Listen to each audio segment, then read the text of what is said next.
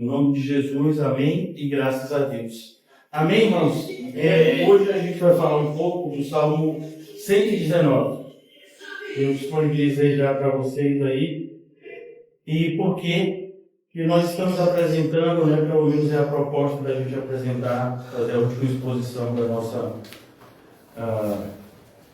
confissão de fé. E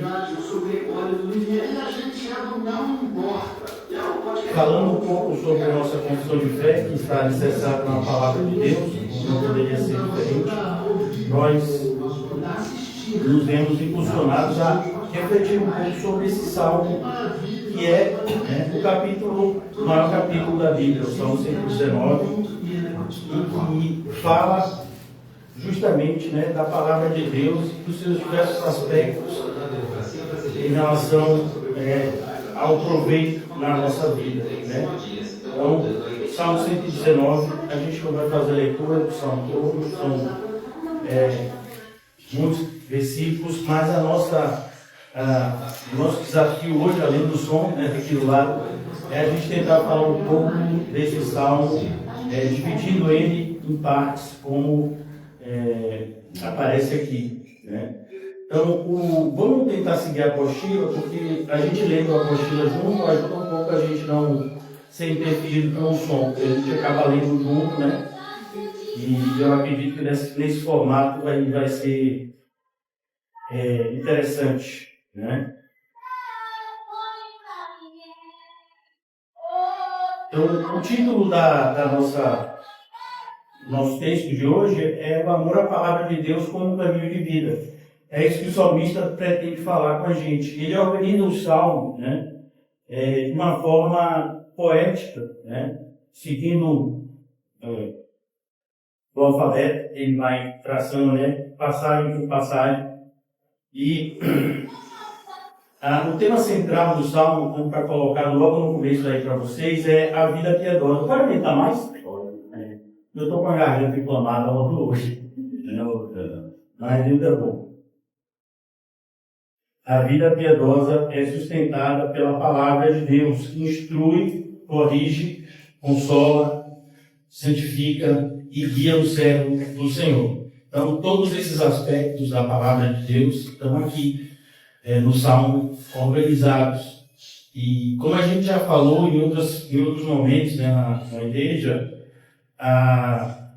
nos dias atuais tem se feito, né, necessário a gente estar sempre relembrando sobre a suficiência das Escrituras. A palavra de Deus, ela não precisa de auxílio fora dela para que nós sejamos instruídos em relação à vontade de Deus. Então, o objetivo desse salmo está aqui também no nosso quadro: conduzir o leitor a compreender, amar, meditar e obedecer a palavra de Deus. Veja que essa última parte é extremamente importante, né? Obedecer a palavra de Deus. Não adianta a gente apenas conhecer a palavra de Deus, mas devemos amá-la, meditar nela e principalmente nos dedicarmos à obediência, né? Sabemos todos que é a parte mais difícil, né? E no último quadro fala justamente sobre o uso, como a gente vai usar esse salmo, sempre trazendo essa ênfase à aplicação prática nas nossas vidas. Então, hoje aqui a gente vai fazer no formato, né, de estudo coletivo, mas isso também pode ser usado por você individualmente em casa. E esse material vocês podem usar inclusive no evangelismo.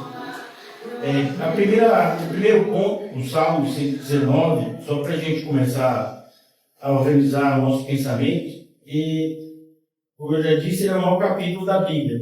Então, naqueles brinquedos e naqueles jogos que minhas filhas jogavam quando era pequena, né, de pergunta e resposta, sempre saía. Qual é o maior capítulo da Bíblia, né?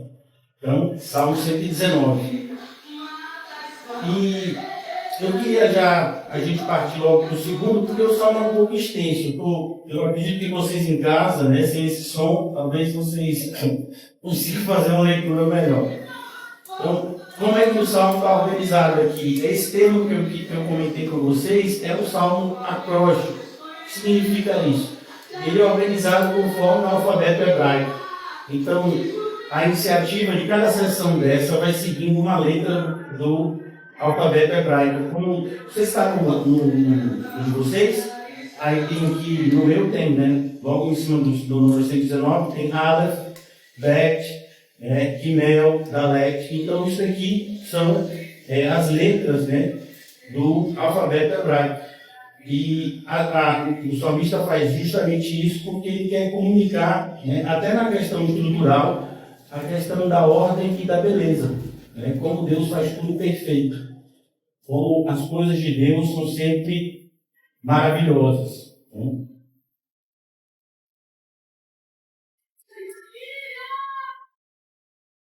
O que a gente vai encontrar nesse salmo? Né? E tem esse resumozinho que eu coloquei nesse quadro, nesse segundo quadro. A primeira coisa que a gente vai encontrar em relação a termos que são usados, né, como sinônimos da palavra de Deus, vai aparecer lei, mandamentos, estatutos, preceitos. Todos esses termos aqui são sinônimos de dizer palavra de Deus. Né? Então a gente vai encontrar, por exemplo, né, nisso se resume toda a lei e os profetas. Quando Jesus fala isso, em relação ao maior de todos os mandamentos, ele está fazendo referência à palavra de Deus como um todo. E o salmista aqui também faz isso. Ele vai usar esses termos aqui como sinônimos da palavra de Deus, mas também apresentando características específicas do que a palavra de Deus traz para a nossa vida. Então, a primeira, né, forma de falar como sinônimo da palavra de Deus seria lei. Né? A gente ouve muito essa questão da lei. E a lei não referência, normalmente, né, a gente entende a lei como uma referência ao decálogo ou como uma referência a alguns, né, mandamentos específicos, mas muitas vezes a lei também é apresentada como um sinônimo da palavra de Deus, principalmente em relação ao Antigo Testamento. Né? E aqui no quadro está escrito a instrução divina que revela o caminho do Senhor. E por que esse nome lei? Porque é exatamente como a gente já aprendeu em 1 Coríntios e em tantos outros textos, né, da Bíblia, que o Senhor faz tudo com decência e ordem. Então, a lei não significa, né, algo ostensivo da parte de Deus e coercitivo, mas muito pelo contrário. É uma forma de nos mostrar o caminho correto. A gente entende sempre, né, em virtude de como o mundo se apresenta para a gente entende que quando alguém fala não faça isso, essa pessoa estaria de alguma forma impedindo que eu exerça a minha liberdade. Quando na verdade, quando isso vem da parte de Deus, é o contrário. O Senhor está me ensinando como eu posso exercê-la de uma forma correta. Então, a lei fala justamente desses limites que Deus coloca para que nós não venhamos, né, a nos desviar a tal ponto, né, no seu caminho que não haja retorno. E uma outra expressão também associada à palavra de Deus é mandamentos. Né? E os mandamentos já falam de ordens santas de Deus para o seu povo, mostrando como o Senhor, né, organizou todas as coisas em detalhes.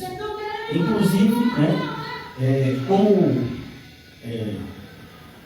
os jogos de tabuleiro, né, que eu jogava quando era jovem, o Ludo, plano imobiliário, então o Senhor organizou cada quadrado para que a gente percorresse o caminho certo e pudesse chegar no destino correto. Uma outra expressão também ligada à lei é a expressão estatutos. São determinações firmes estabelecidas pelo Senhor, preceitos, direções específicas, testemunhos, declarações fiéis, juízos, decisões justas e, finalmente, né, palavra e promessa que falam da revelação e do compromisso de Deus. Eu estou passando, né, mais rápido, porque aqui é só um quadro para vocês enriquecerem, né, o conteúdo de vocês, mas agora a gente vai entrar no salmo propriamente dito. Né? Então, o que seria um resumo sistemático desse salmo. Então, o primeiro ponto, logo no começo, né, fazendo ponto a ponto, como a gente se propôs, em partes, começa o salmo falando no versículo 1: bem-aventurados os retos em seus caminhos, que andam na lei do Senhor. Essa frase, né, por mais que seja comum a gente ouvir frases como essa na Bíblia, elas são extremamente importantes, inclusive para o momento que a gente está vivendo hoje. Então, agora que a gente está vivendo, uma pessoa está colocando um som absurdamente alto, incomodando o estudo, né, de uma coletividade, mas nós somos cristãos. Se nós não fôssemos, a nossa reação talvez fosse outra, né? Mas o fato de nós sermos cristãos não só nos faz ter um comportamento diferente, mas nós temos um comportamento diferente porque nós temos um pensamento diferente. Então, nós olhamos para a pessoa que está fazendo isso com compaixão. Porque uma pessoa que precisa colocar o volume nessa altura, ou tem problema de audição, né, que seria um caso triste também, ou tem problema mental, que também é um caso triste, ou, o pior de todos, tem um problema espiritual muito grave. E nós temos que nos ver nesse formato que está aqui. Bem-aventurados os irrepreensíveis no seu caminho. Então nós somos privilegiados por não estarmos sendo o opressor. Nós somos o oprimido. Então, no mundo, né, nós aprendemos que, muitas vezes, o importante é ser vitorioso. Não, não é. Até porque, como nós já entendemos na Bíblia, a vitória que vence o mundo é a nossa fé. E em Cristo, nós não guerreamos, nós usufruímos da vitória que Ele conquistou para nós. Por isso que Paulo fala que nós, em Cristo, somos mais do que vencedores. Ele sempre nos conduz em triunfo. Então, o nosso olhar para qualquer tipo de incômodo nesse nível, ou até outros piores, tem que ser não somente nos colocar no lugar da pessoa que está fazendo mal, mas enxergar a nossa responsabilidade, porque se não estamos fazendo um mal ainda pior do que o que estamos sofrendo, é porque o Senhor tem compaixão da gente. É porque o Senhor tem nos dado um novo coração, uma nova mente, porque senão, muito provavelmente, nós nos tornaremos piores do que aqueles que agem perversamente contra a gente. Por isso essa bem-aventurança tão importante, ela, né, inicia o Salmo, né, mostrando para a gente que o cristão precisa enxergar-se como bem-aventurado. Assim como o Senhor Jesus iniciou o mais famoso de todos os seus sermões, que é o Sermão do Monte. Bem-aventurado. E ele já inicia lá, pobres em espírito. Bem-aventurados os que sofrem, bem-aventurados que choram, bem-aventurados misericordiosos, mostrando para nós, como cristãos, uma forma de enxergar o mundo que é totalmente diferente daqueles que são do mundo. Então, precisamos nos ver como abençoados. E não como pessoas que sofrem porque foram escolhidos por Deus. Infelizmente, esse tipo de pensamento tem se tornado comum. Pessoas muitas vezes, né, dizem, mas eu preciso ir para a igreja, porque se eu não for para a igreja, Deus não vai, né, me ajudar, e eu estou passando por momentos difíceis, eu tenho que ir para a igreja, porque senão eu não vou conseguir fazer isso ou aquilo. Na verdade, né, essas pessoas não estão reconhecendo o privilégio que receberam de serem renovados, regenerados e de receberem do Senhor todas essas dádivas, né, que fazem parte do projeto dele para a execução do seu plano de salvação do seu povo. Então, por isso esse início. A felicidade, ela está em andar na palavra, e não no contrário. Parece que a gente seria, pelo menos é o que o mundo tenta nos seduzir. Nós seríamos mais felizes se nós fôssemos menos fiéis. Mas a Bíblia nos revela o oposto. Quanto mais fiéis, mais o mundo vai nos odiar, mas assim também, quanto mais fiéis, mais felizes seremos. Porque a nossa alegria, como cristãos, ela vem do Senhor. E mais do que isso, a alegria do Senhor nos concede força. E essa força no sentido específico, para que possamos passar pelo apertado caminho que conduz à vida eterna. Então é assim que se inicia esse salmo. E ele continua dizendo, né? Seguindo o mesmo entendimento, bem-aventurados que guardam os seus testemunhos, percebe? Os que buscam com todo o coração, mostrando que em relação ao Senhor não deveríamos ter parcialidade. Em relação ao Senhor deveríamos nos entregar de corpo, alma, mente e espírito. No terceiro versículo ele faz esse contraponto necessário. Uma vez que nós andamos no caminho reto, nós não praticamos a iniquidade. Então, eu escrevi recentemente um texto, está no nosso na nossa página no Facebook, que falava justamente disso.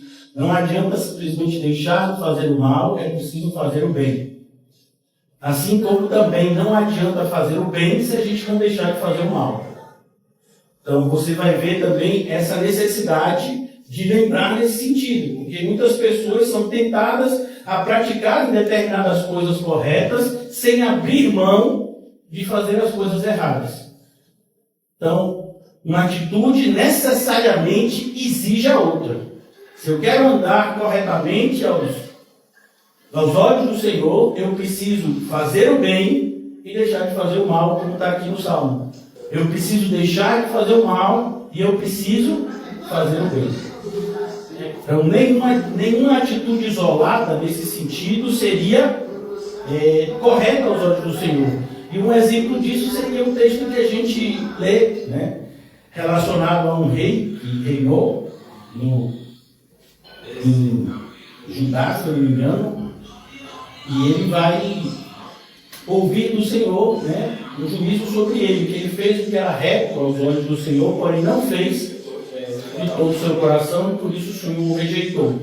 Então não adianta nós nos propormos a um caminho medíocre, um caminho em que nós ficamos na metade. Nós precisamos fazer uma entrega total. E o Senhor Jesus deixa isso bem claro. Se nós queremos ser seus discípulos, precisamos, como primeiro passo, renunciar a tudo. Ainda continuando, né, seguindo, né, para a gente dar continuidade, porque o Salmo é bastante extenso, como a gente já viu. Qual seria o princípio de aplicação dessa primeira etapa do Salmo aqui? Quem deseja uma vida verdadeiramente abençoada deve ordenar os seus passos pela palavra. Então, as nossas atitudes, e a gente tem falado isso muito na igreja nos últimos encontros, as nossas atitudes, inclusive eu acho que eu falei ontem, as nossas atitudes precisam todas elas ser fundamentadas na Bíblia. Então, quando eu falo, eu penso dessa forma, eu penso, necessariamente deve incluir que a minha mente é a mente de Cristo. Eu penso significa que eu penso conforme a Bíblia. Então, todo tipo de posicionamento da parte do cristão tem que ter como base uma fundamentação bíblica. Quem nos ensina muito bem isso na sua vida, em todos os seus escritos, foi John Bunyan. Ele agia de tal forma que as pessoas costumavam dizer que se cortasse ele, não sairia sangue, mas sairia versículos bíblicos. Porque tudo aquilo que ele falava, né, toda vez que ele colocava para fora, né, os seus pensamentos, seja por meio da oratória, seja por meio da escrita, estava fundamentado em textos bíblicos de forma bem clara. Então assim também deve ser a nossa atitude. Por que eu vou tratar essa pessoa dessa forma? Porque a Bíblia diz que eu tenho que tratar dessa forma. Por que eu vou fazer, né, agir de determinada maneira? Porque a Bíblia diz que eu tenho que agir dessa maneira. Então, nós como cristãos temos que tomar muito cuidado, primeiro, que a gente já falou ontem também, não sermos dominados pelas nossas emoções. E devemos também tomar cuidado com as doutrinas que nos são apresentadas de forma sedutora. Doutrinas, né, que muitas vezes são nos apresentadas como solução para a nossa vida, para o nosso problema, para uma vida mais feliz e plena. Se não são fundamentadas na palavra de Deus, são ciladas. É assim que a gente deveria enxergar. A segunda parte desse salmo vai falar justamente que a palavra de Deus, assim como o caminho do Senhor, é algo que nos purifica de forma gradativa. Já disse um pregador do passado a respeito do poder expulsivo da verdade. O que ele quer dizer com isso? Quanto mais nós absorvemos a verdade da palavra de Deus, mais é expulso, né, da nossa mente, do nosso coração, tudo aquilo que é errado. É como, por exemplo, você pega um copo, né, que aqui tem um restinho de café, e você bota ele debaixo da pia, jogando água. Num primeiro momento, aquele copo vai ficar meio, né, com uma cor escura, a bebida vai ficando uma espécie de marrom, e finalmente sai toda a sujeira e fica só água. Então, quanto mais água você joga, mais vai ser aquela sujeira tirada do copo, até o ponto que em um determinado momento vai ficar só água. Então, Muitas vezes nós nos preocupamos em como nós deveríamos, como nós vamos deixar de fazer determinadas coisas. Essa preocupação é extremamente correta, importante. E a Bíblia nos ensina que consumir, absorver o conteúdo bíblico vai ser um dos principais auxílios para que a gente tenha uma vida correta aos olhos do Senhor. Para que a nossa vida caminhe de forma progressiva a uma adequação aos planos divinos. Então, quanto mais eu aprendo da palavra de Deus, mais chance eu tenho de deixar de fazer o que é errado e começar a fazer o que é certo. É por isso que agora, já partindo aqui para a segunda parte do Salmo, que começa no versículo 9, nós lemos assim: com que purificará o jovem o seu caminho? Então, como é que a gente vai purificar o nosso caminho? Em referência aqui, é colocar o quê? O jovem. Mostrando que nós deveríamos começar desde cedo esse percurso.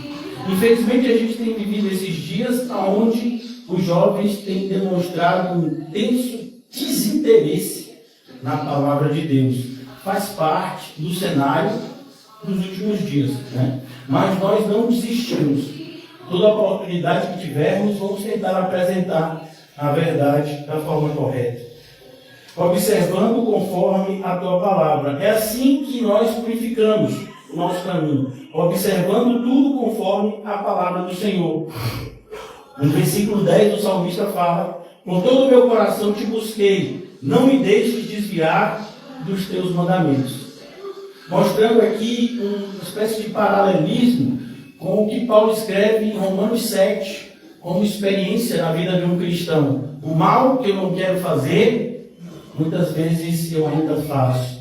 O bem que eu queria fazer, muitas vezes eu não consigo fazer como eu queria. Então, mostrando esse cenário. E onde é que a gente aprende o bem e o mal? Na palavra de Deus. E ela vai produzindo, como nos é ensinado no capítulo 7, essa nossa capacidade de querer fazer o bem, de não querer fazer o mal. Como Spurgeon colocaria, o cristão não é perfeito, mas ele tem um coração que deseja. Então, quando a gente quer agir corretamente, não consegue, sofremos. Isso é um benefício daqueles que têm um coração regenerado. Continuando. A palavra de Deus, falamos sobre isso ontem também, é um instrumento, um dos principais instrumentos para a santificação do cristão. Primeiro, ela vai revelar o pecado. Como é que a gente sabe o que é pecado? Pela palavra de Deus. Muitas pessoas cometem esse equívoco de associar pecado a um descumprimento legal. Então, você pega as leis e você vai ter um problema, porque as leis, elas são regionais. Se você pegar, por exemplo, as leis do Brasil, em muitos aspectos, elas são diferentes da lei dos Estados Unidos. Nos Estados Unidos, por exemplo, você vai ver estados americanos que permitem a pena de morte. No caso, de pessoas que assassinaram outras, a penalidade para elas é a morte também, em alguns estados americanos. A Bíblia diz o que sobre isso? Que é certo ou errado? Errado. Mas é o Estado que está fazendo, mas está errado. A gente não tem direito de assassinar ninguém. Então, é isso que a gente tem que tomar cuidado. Não é porque está na lei que é pecado, assim como o fato de não estar na lei não é pecado. Não, é a Bíblia que vai dizer o que é pecado e o que não é pecado. Por isso que nós temos que tomar muito cuidado também com esse cenário que a gente falou um pouco sobre ontem, até um pouco, de igrejas evangélicas que muitas vezes criam as suas próprias ordenanças locais. Então, você vai em um determinado lugar e vai dizer que as mulheres têm que estar o quê? Com véu. Tem gente de calça aqui, você sabe que mulher não pode usar calça. Você não sabe disso, não? Não pode usar calça. Isso é pecaminoso, não pode usar brinco. Não pode... E aí você fala assim, mas isso está na Bíblia? Não, não está na Bíblia assim. Então a gente tem que tomar muito cuidado para a gente não querer aumentar. E a gente também não pode diminuir. Por isso, a palavra de Deus é tão importante no sentido de mostrar até onde nós devemos ir e onde nós não devemos ir. E é isso que é pecado. O pecado vem dessa palavra no original, que significa literalmente errar o alvo. Então, é o Senhor que diz o caminho correto. Se nós não seguimos esse caminho, independente do mundo aprovar ou não, nós estamos em pecado. Por exemplo, a Bíblia vai dizer que é pecado você fazer qualquer coisa sem fé. Então, você está fazendo algo que aparentemente todo mundo está aprovando, mas você está fazendo aquilo sem fé. Você sabe, e com certeza Deus também sabe. Isso é pecado. Então é por isso que o cristão precisa ter essa dimensão do que é pecado e daquilo que não é. Sempre tendo, o desejo íntimo de andar no caminho correto. A palavra também corrige o coração. A partir do momento em que a gente entende o que é errado, nós somos direcionados a fazer o que é certo. Como, por exemplo, o Senhor diz, olha, eis que eu ponho diante de ti a vida e a morte. Eu quero que vocês escolham a vida, para que vocês vivam. Então é a palavra de Deus que nos mostra o caminho. É através dela que nós podemos andar de forma segura. E finalmente, a palavra de Deus nos leva a uma vida mais pura. E pura aqui fala justamente sem mistura. Sem que sejamos tentados a misturar o mundo e as coisas de Deus como se fosse uma coisa só. Já partindo aqui para a nossa conclusão dessa parte do Salmo, qual a aplicação prática desses versículos que vão aqui do versículo 9 até o versículo 16? Uma vida distante da Escritura vai nos tornar vulneráveis à impureza.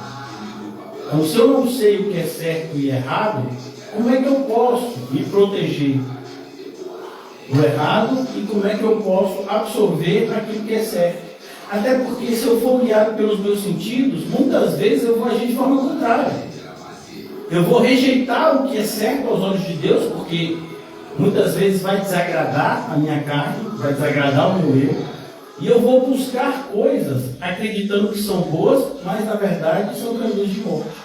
Então a palavra de Deus, ela nos leva a uma vida mais segura e nos torna protegidos, como diria o próprio apóstolo Paulo, escrevendo no contexto de batalha espiritual, na carta aos Efésios, ele diz que nós temos o escudo da fé, capaz de apagar todos os dardos inflamados do maligno. E o que é a fé?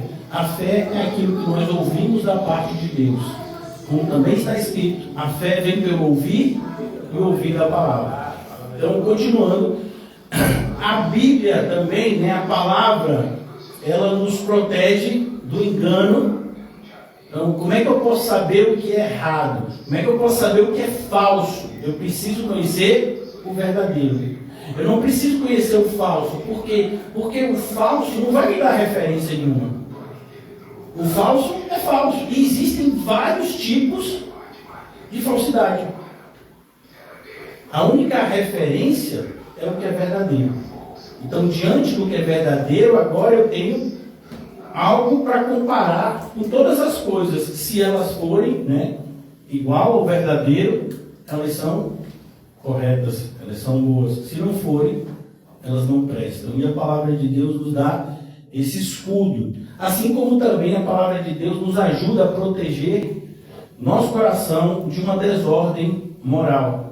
Então, como é que eu vou organizar as minhas prioridades? Moral fala de valores, aquilo que é mais importante para mim.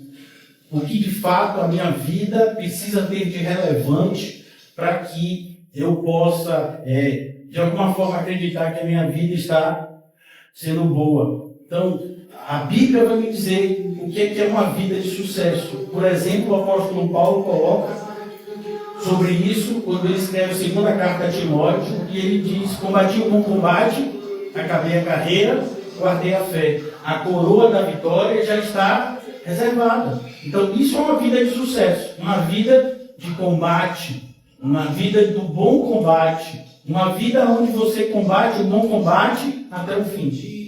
Então, essas são as premissas que o cristão deve ter na sua mente para entender que a sua vida é boa. E não a ausência de conflitos. Pelo contrário, nós precisamos combater o bom combate. Até porque sem esse bom combate, como eu posso saber se eu sou covarde ou se eu sou alguém que age sobre o poder de Deus? Pois diante de um cenário de tranquilidade, todos agem praticamente da mesma forma. Quando é que você sabe que alguém age de forma corajosa ou de forma covarde? Quando as adversidades se apresentam. Aí, diante das reações de cada um, a gente vai ver quem é quem. Né? Por isso que na carta aos Hebreus, por exemplo, nos é dito que o Senhor não se agrada daqueles que retrocedem. Continuando agora, a terceira parte do Salmo, que se inicia a partir do versículo 11. A palavra deve ser guardada no coração. Essa passagem também, muitos de vocês já devem ter ouvido, né?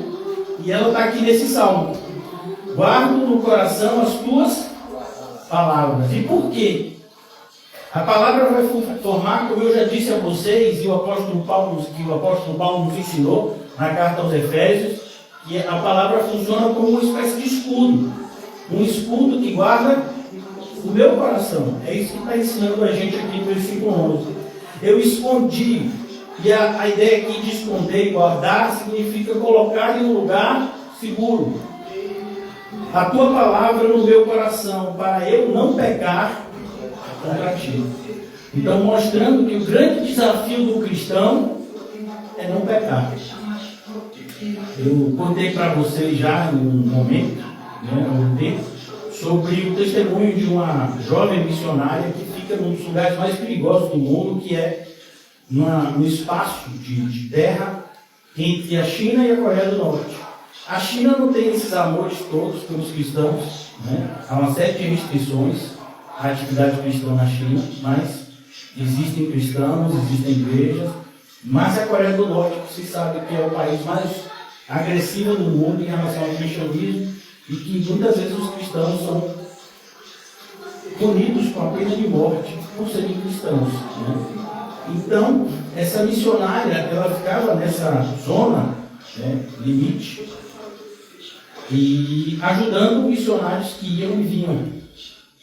E ela teve seus pais assassinados justamente por esse motivo. Uma vez perguntaram para ela se ela não tinha medo de morrer. Ela disse: não, eu tenho medo de pecar. No caso dela especificamente, qual seria o pecado? A covardia. Abandonar a missão que Deus havia dado a ela para tentar salvar a sua vida. Então esse é o nosso grande desafio. Claro que nós também não podemos ir na linha oposta e tentarmos ao Senhor. Então eu vou num lugar que é perigoso só para mostrar que eu sou corajoso aos olhos de Deus. Não, porque não é coragem se Deus não me mandou fazer aquilo. Se eu estou querendo fazer algo só para mostrar que eu sou corajoso, isso é ego, não é coragem. Isso é querer o reconhecimento e não seguir o caminho do Senhor. Por isso sempre cuidado. A gente tem visto, até teve, né, uma história muito triste recentemente aqui em Salvador, de um pastor que pregava, né, nesses lugares assim, de tráfico, e ele dizia que nada ia acontecer com ele, que Deus é que mandava, e realmente Deus manda em tudo. Mas a grande questão é: será que de fato Deus mandou que ele fosse lá? Muito provavelmente não, irmãos, porque esse tipo de fala não é uma fala de alguém que vive debaixo da dispensação do Senhor. Quando nós estamos debaixo da dispensação do Senhor, nós não tentamos as pessoas. Nós vivemos em humildade, nós vivemos em uma busca de paz, e mais ainda, eu não vou em lugares onde as pessoas não querem minha presença. O exemplo do Senhor Jesus é claro. Chegou numa determinada aldeia, não queriam ouvir a fala de Jesus, porque a aldeia era de samaritanos e Jesus era judeu. Os discípulos, de forma infantil, disseram: vamos destruir essa aldeia. E Jesus disse: não é assim, não fomos chamados para isso. Pelo contrário, a gente vai fazer o quê? A gente sacode a poeira dos nossos pés e vai para outra direção, porque tem muito lugar para a gente pregar ainda. Assim também foi a atitude do apóstolo Paulo. Chegando em determinado lugar, ele foi pregar para os judeus, primeiramente, como era o seu costume, E uma vez que os judeus rejeitavam aquilo que ele apresentava, a verdade de Cristo, ele, mais uma vez, ele age como o Senhor, e ele sacode a poeira dos seus pés e vai para os gentios, que esses queriam ouvir o que ele tinha a dizer. Então, assim deve ser a nossa atitude, jamais usando versículos bíblicos como uma tentativa de nos afirmar. Foi essa uma das tentações que Jesus sofreu. O diabo disse: Jesus, você quer ficar famoso? Você quer que as pessoas acreditem no que você fala? Então você tem que fazer sinais para elas. Vou colocar você num lugar bem alto, um lugar mais alto naquela época era uma espécie do telhado do templo, que chamava de pináculo. Ele disse: você se joga daqui porque o Senhor deu ordem aos seus anjos que nenhum dos seus ossos se quebre. Mas na verdade isso era uma profecia em relação à crucificação. Lembram? Quando Jesus estava na cruz, a proximidade do sábado, e não era um sábado qualquer, era o sábado da Páscoa. Então os judeus que precisavam terminar tudo antes das 6 horas para poder começarem o seu sábado, eles quebravam os ossos das pessoas que estavam na cruz para que morressem logo.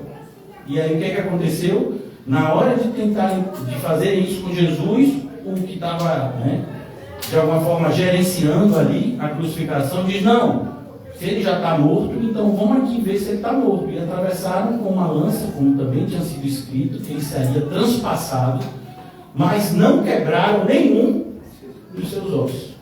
Mas o diabo, usando essa passagem de forma totalmente distorcida, quis tentar Jesus. E a gente tem que tomar cuidado quando isso acontecer com a gente, porque muitas vezes a gente pode ser uma pedra de tropeço para a gente mesmo, usando versículos bíblicos fora de contexto. Então aqui, no Salmo 100, vocês oraram, foi? Rapaz, que coisa, vocês são de um poder de oração ímpar, parece Jorge Miller. O exemplo chegou ali e falou com ela. Está vendo aí? Vocês estão orando. Deus usa quem quer. A gente é que não pode. Então, a aplicação aqui para essa terceira passagem, a escritura guardada no coração se torna defesa contra o pecado. Você vai ver isso, por exemplo, na vida de José do Egito. Então, quando José, eu não gosto de José do Egito, José é filho de Jacó, ele não era do Egito. Então, José, ele está sendo tentado pela mulher de Potifar. Por que ele não se deixou seduzir?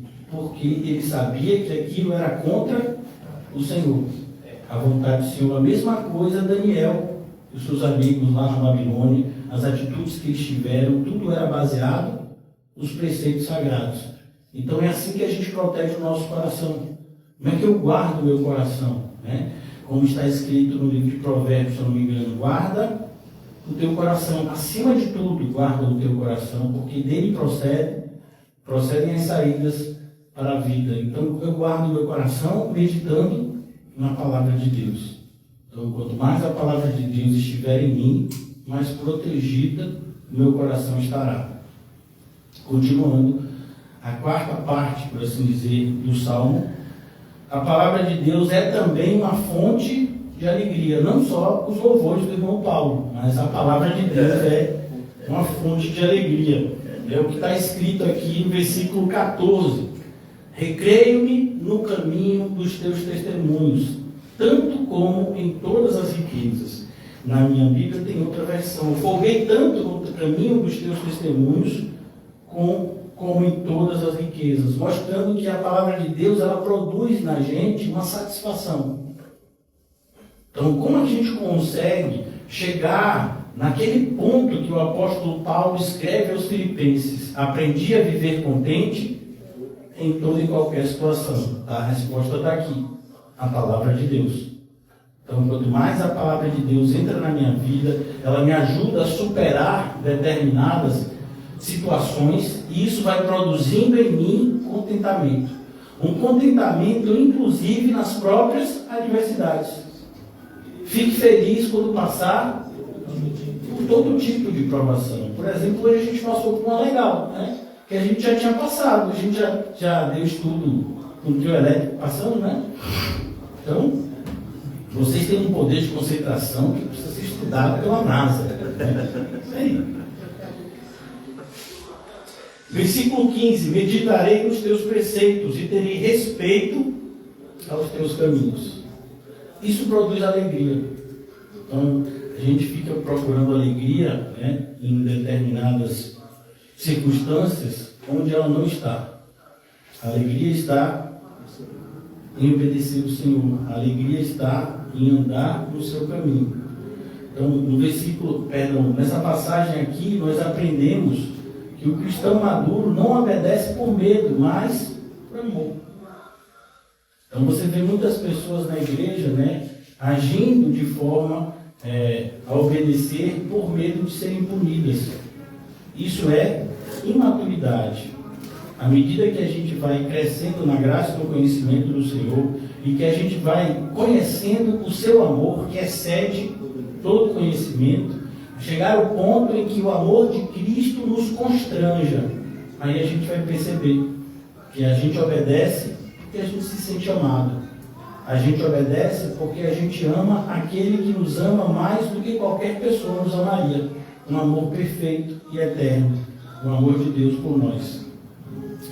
Continuando, a quinta parte do Salmo, que está aqui no versículo de número 50. Vamos lá?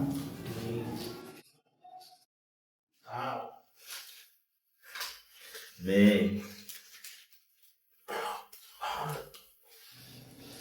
Salmo 119, 50. Isto é a minha consolação na minha aflição, porque a tua palavra me vivificou. Mostrando esse outro aspecto da palavra de Deus, que ela nos sustenta na aflição. Então, nos nossos momentos de dificuldade, nos nossos momentos de angústia, a palavra de Deus é extremamente eficiente. A gente aprendeu isso, inclusive, quando lemos O Peregrino, ou quando vimos, né, o desenho, o filme. Naquele momento em que Cristão e Esperança, se não me engano, estão presos no castelo da dúvida, lá com o gigante desespero, qual é a chave que abre a porta para que eles fujam? A chave da promessa. E a promessa está onde? Na palavra de Deus. Então, mostrando como a palavra de Deus, ela nos sustenta nas nossas aflições. É justamente a palavra de Deus que nos torna capazes. Calma.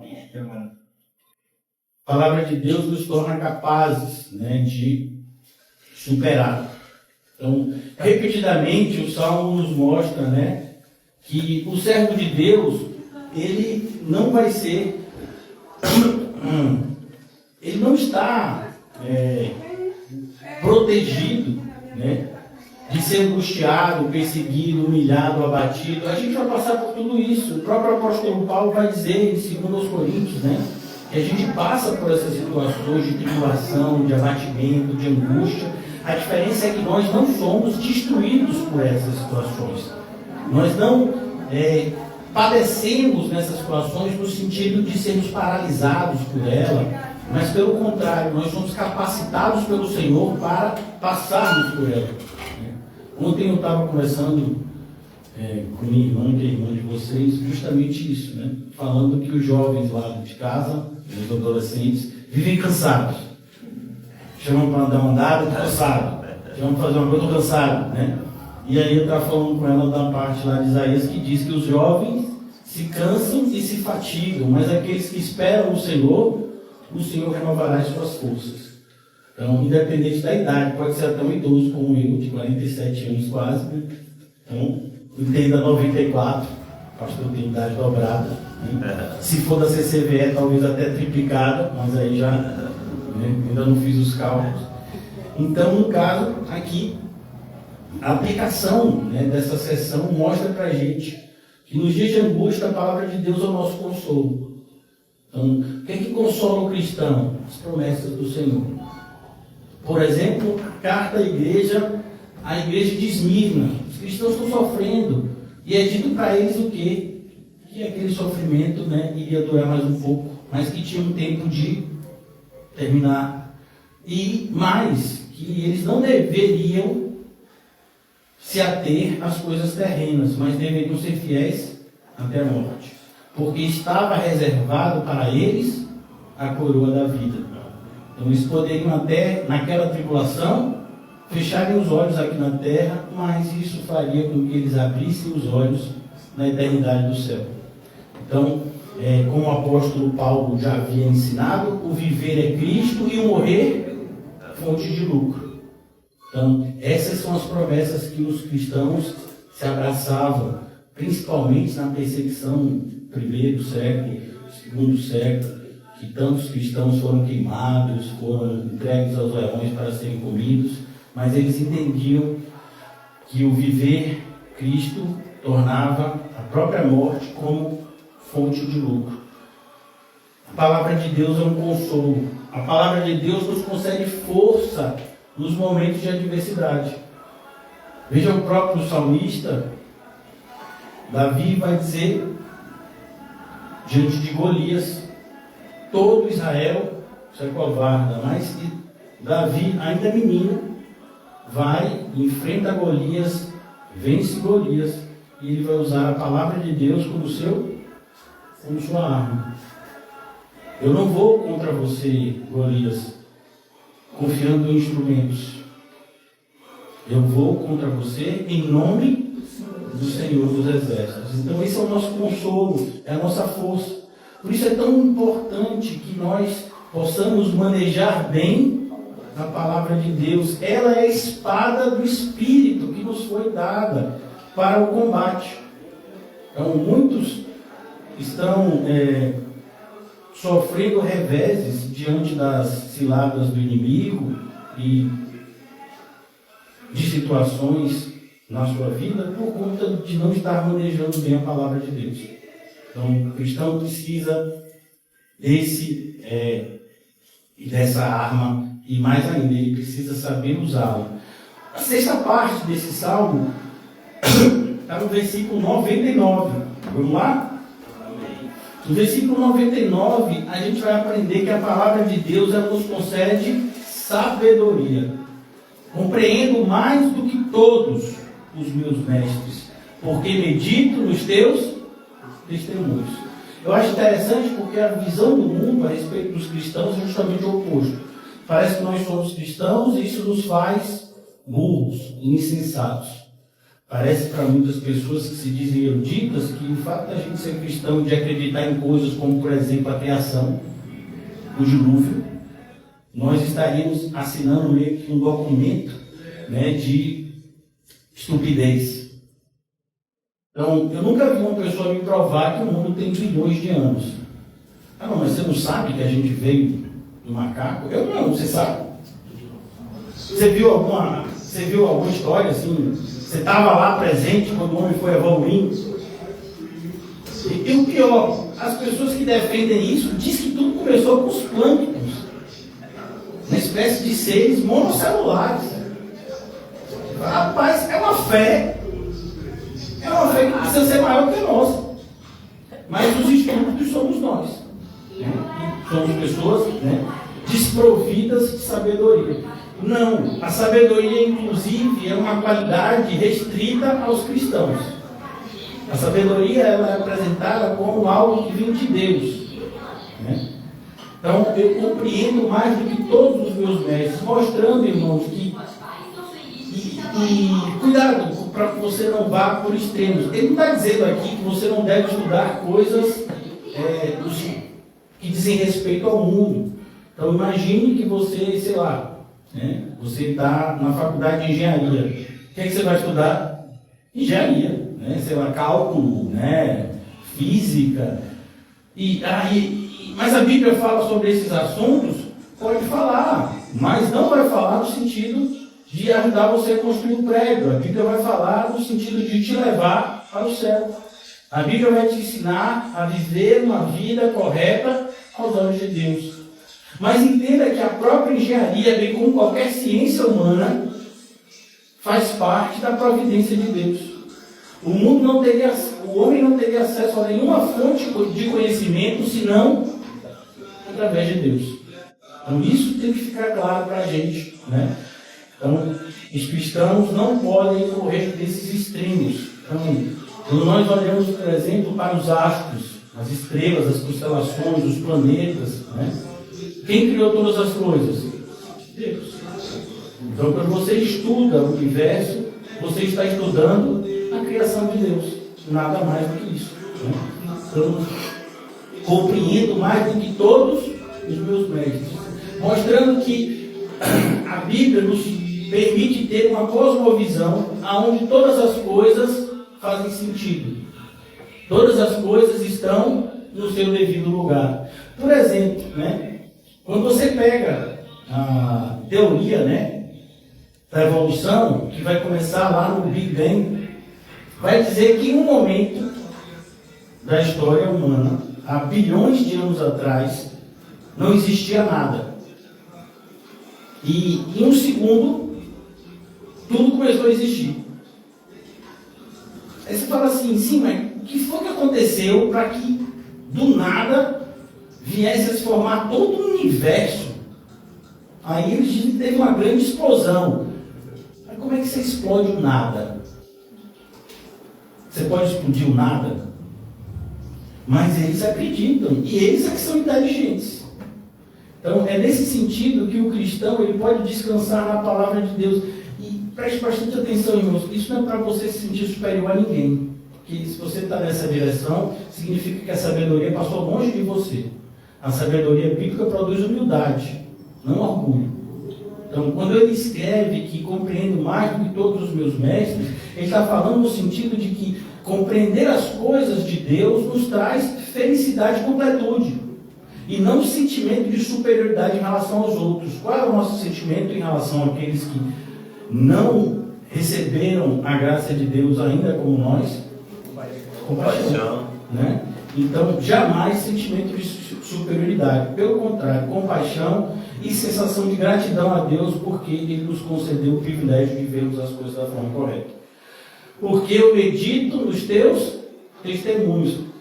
Preste bastante atenção nessa palavra que vai aparecer no Salmo algumas vezes, que é medito. Essa palavra no original, em hebraico, é o verbo ruminar, que faz referência a como o boi ele se alimenta. Então, o boi tem um aparelho digestivo diferente do ser humano. Então, ele precisa digerir parte do alimento já na sua boca. Por isso, quando ele está comendo, ele fica, né? Não é muito bonito o cenário, porque ele bota para fora, bota para dentro, bota para fora, bota para dentro, porque parte da digestão precisa já se iniciar na boca. E a ideia de meditar é isso. Por isso a importância de quando você se aproximar para estudar a Bíblia, não ter pressa. Então, não tenha pressa. Senão, nem faça isso. Né? E sempre como se você estivesse escavando um tesouro.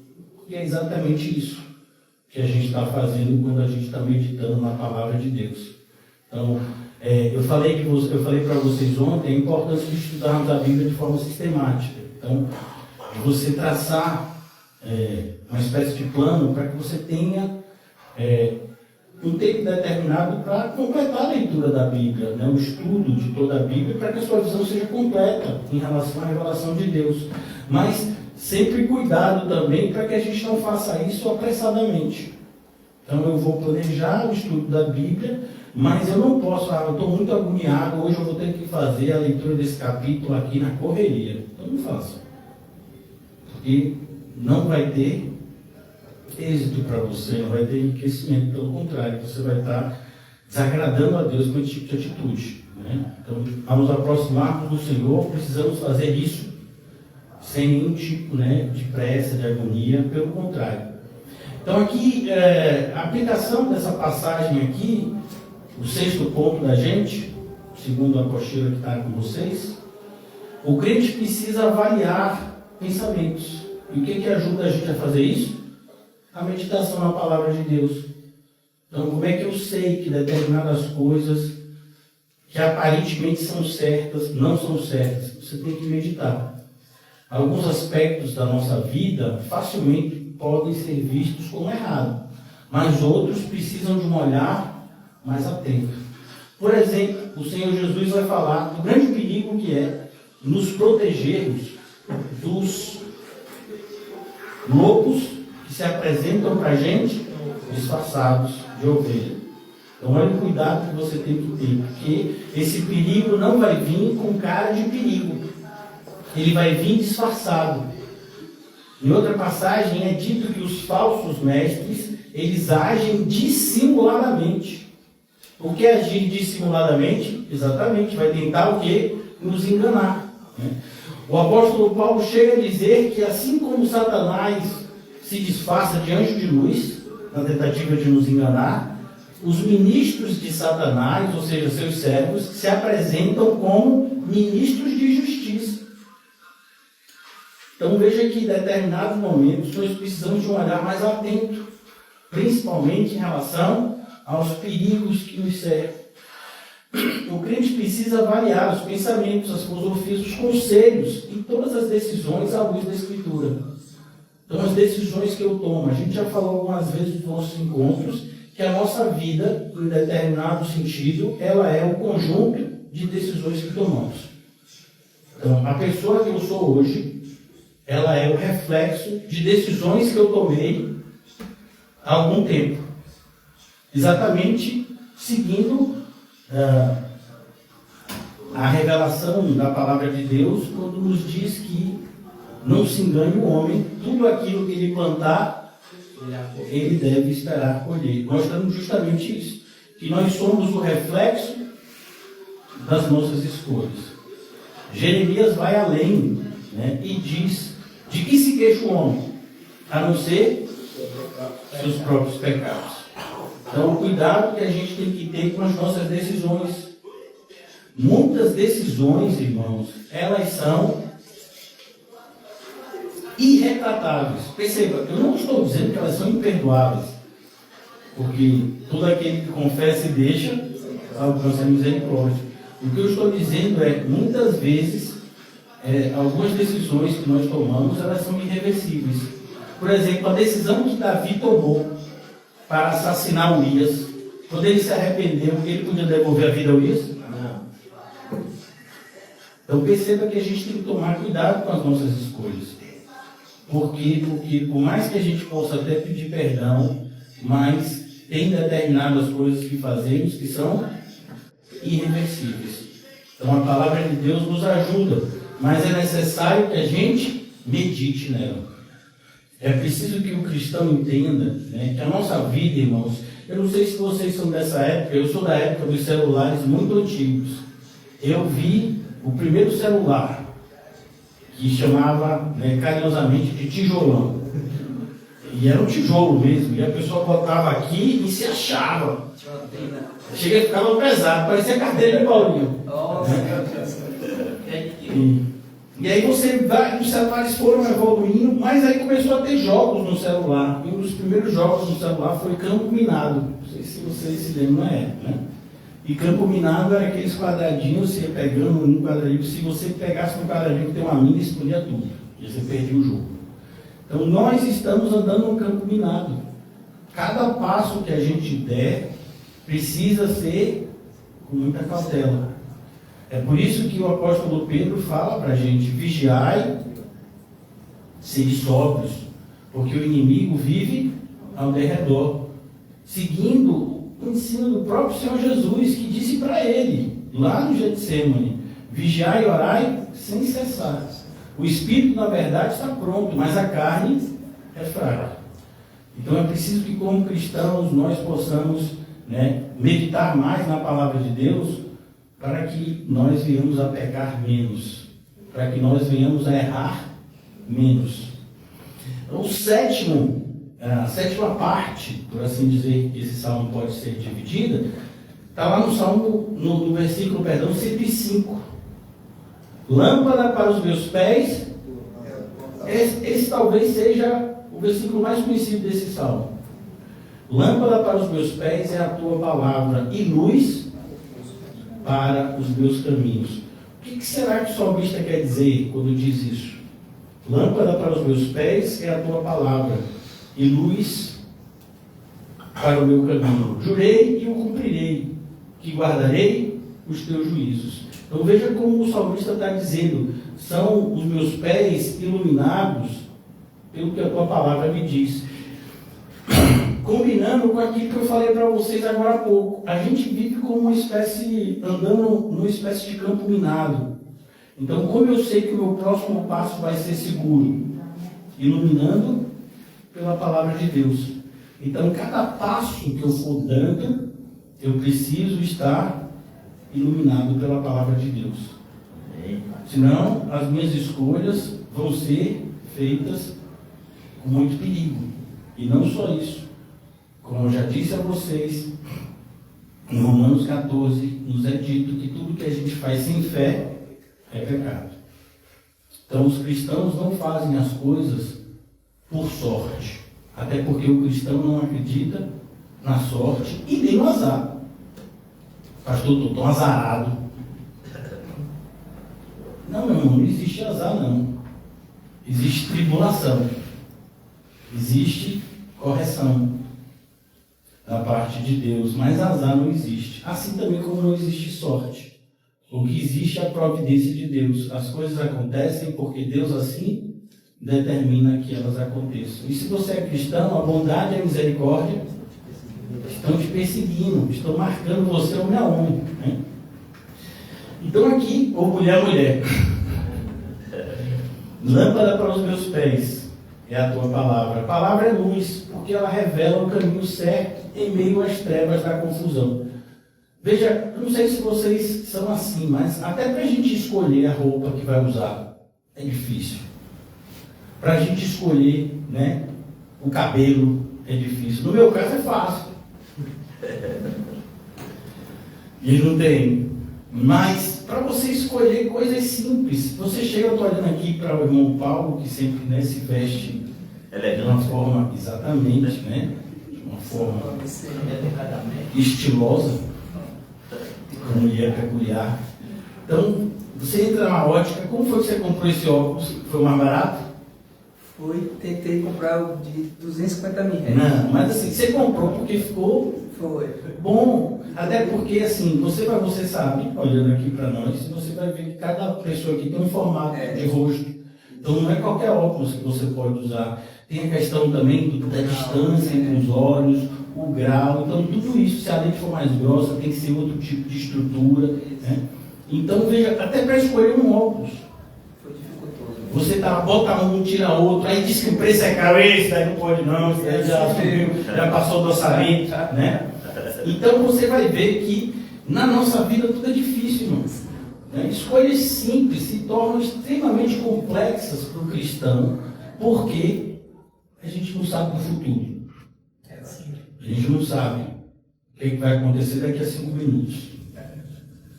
Então, por exemplo, a gente achava, pelo menos eu achava, que até o final do estudo a gente já está ouvindo algum tipo de música, né? Não, né? Foi só por um tempo. O pastor não fale não, daqui a pouco volta. Né? Não, irmão, a gente não acredita nisso também. Né? A gente sabe que só vai voltar se o Senhor quiser. Né? Nós somos agradecidos pelo Senhor por esse momento de tranquilidade que Ele nos concedeu para meditar na sua palavra. Então a gente precisa, irmãos, ter essa consciência de uma necessidade que a gente tem em relação a absorver a palavra de Deus. Então, temos que fugir de qualquer atitude de ritualismo. Eu percebi que, quando vocês estavam, né, fazendo de forma muito correta o cuidado individual um do outro, que muitos assim tinham a questão de estimular uma outra leitura da Bíblia. Né? Que coisa boa, mas não pode ficar só nisso. Né? A leitura da Bíblia ela tem que ser praticada assim, como uma respiração na gente, como a necessidade que a gente tem de alimento. Embora alguns comam mais do que outros aqui, não sei, né? Não sei, eu não falo. Então, embora alguns comam mais do que outros aqui, mas todos se alimentam. Tem alguém aqui que está sem comer uma semana? Não. Se tiver sem comer uma semana, você tem que ser estudado, porque a aparência não diz nada. Né? Então, a palavra de Deus tem que ser vista como esse alimento. Nem só de pão viverá o homem. O homem vive da palavra que procede da boca de Deus. Tem inclusive um relato de missionários que chegaram a uma aldeia muito pobre e eles estavam sendo esperados há algum tempo. E aí eles foram levados a uma espécie de refeitório da aldeia, né? E deram para eles uma espécie de bananeira, né? Algumas poucas frutas para eles digerirem. Eles estavam com fome, eles estavam vindo de uma caminhada longa, mas quando eles começaram a comer assim, eles perceberam que só eles estavam comendo. E aí eles perguntaram: vocês não vão comer? Eles não têm mais alimento. Esse é todo o alimento que a gente tem guardado. E ele disse: mas vocês vão se alimentar de quê? Ele disse: da palavra que vai sair da boca de vocês.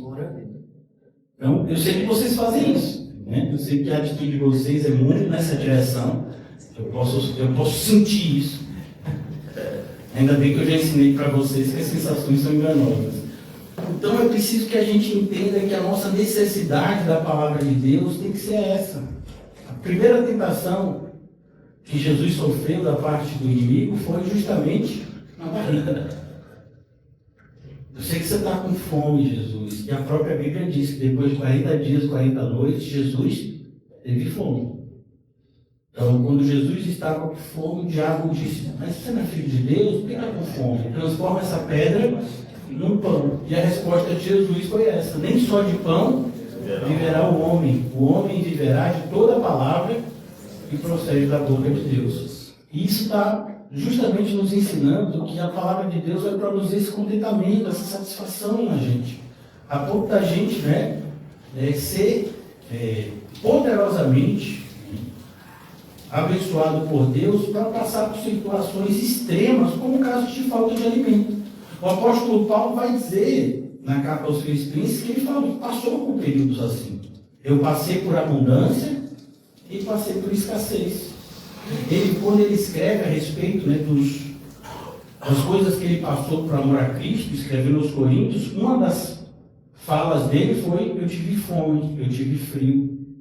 Então, mostrando que essas coisas podem advir na vida do cristão, mas elas não vão fazer o cristão sucumbir. Pelo contrário, ele será alimentado de outra forma. A palavra de Deus é uma delas. Lâmpada para o meu pé e também alimento para a minha alma. Então é assim que o cristão deve pensar em relação à bênção que é ter a palavra de Deus. E nós vivemos em uma geração desculpável, irmãos. Porque nós temos a palavra de Deus organizada no nosso idioma. Temos, inclusive, Bíblias que trazem comentários, trazem estudos, tem passagens que linkam, uma passagem com a outra. E, então, assim, só não estuda quem não quer. E a gente vai ver que, mesmo no ano de 2026, existem locais no mundo que não tem. Nós temos, aqui a gente tem uma estudante de letras, e ela vai traduzir alguns textos para vários idiomas. Nós temos no mundo milhares de idiomas e mais ainda milhares de dialetos. E tudo isso se coloca como uma limitação a gente compartilhar a palavra de Deus. E nesse cenário de adversidade, nós temos a Bíblia no nosso idioma. Nós temos um conteúdo vasto de boa teologia no nosso idioma. Então, o que falta para o cristão? Vontade.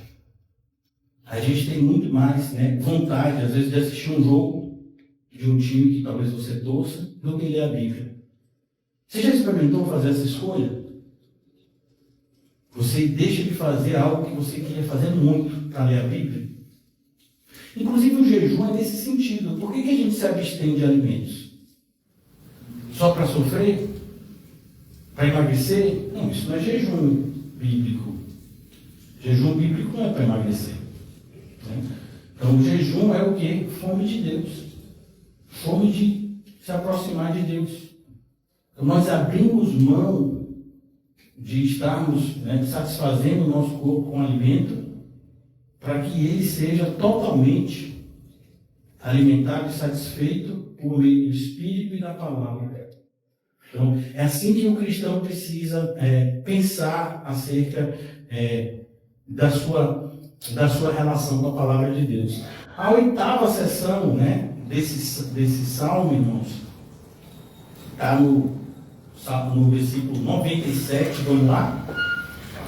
Voltando um pouquinho ao versículo 97. Amém. A palavra produz amor à obediência. Veja sempre isso, como o amor é importantíssimo na vida do cristão. Jesus, inclusive, diz que o maior de todos os mandamentos é o amor. E ele vai dizer que nós temos que amar a Deus com todo o nosso entendimento. Então, como eu posso amar a Deus com entendimento? Só meditando na palavra de Deus. O entendimento vem por essa compreensão da revelação divina. Então, versículo 97. Ó, quanto amo a tua lei, é a minha meditação em todo o dia. E aqui todo dia não é todo dia, mas a expressão todo dia significa o dia todo. Como em outra passagem nós vemos que nós somos entregues à morte todo dia. Ali a ideia é o dia todo. Então, a todo tempo podem aparecer situações de perigo para o cristão. Assim também como todo o tempo do nosso dia, nós temos motivação para ler a Bíblia. Então, não existe nenhum momento do nosso dia em que nós não precisamos meditar na palavra do Senhor. Nosso dia tem que ser organizado de tal forma que fique evidente que a meditação na palavra de Deus é uma prioridade para a gente. Aqui no nosso texto, né, da apostila, eu escrevi que obedecer a Deus não é apenas cumprir regras, mas expressar amor ao Senhor. Então a gente tem que ter amor. Vocês vieram aqui hoje por quê? Por amor à palavra de Deus. Exatamente. Essa tem que ser a nossa motivação. Não o cumprimento de um ritual, não para termos algum tipo de encontro, né, amigável, mas a ideia é nós viemos aqui por amor. Um amor que nos faz fazer o que fazemos. Então é assim que a gente tem que se aproximar da palavra de Deus, com essa sensação de maravilha, muito parecida com quando Davi diz, ó, como eu amei, como eu fiquei feliz quando me chamaram para ir à casa do Senhor. Então é assim que a gente tem que ter a nossa relação com Deus, baseado sempre no amor. Tudo que fazemos pelo Senhor tem que ter o amor como fundamento. Senão nós não estamos fazendo da forma correta. Sempre tenha em mente, né, a parábola dos talentos. Lembre-se do que aquele que recebeu um talento falou do Senhor e como o Senhor respondeu. A visão que aquele que tinha um talento tinha do Senhor é que ele era ruim, que ele cobrava demais. Quando na verdade Deus nunca foi assim.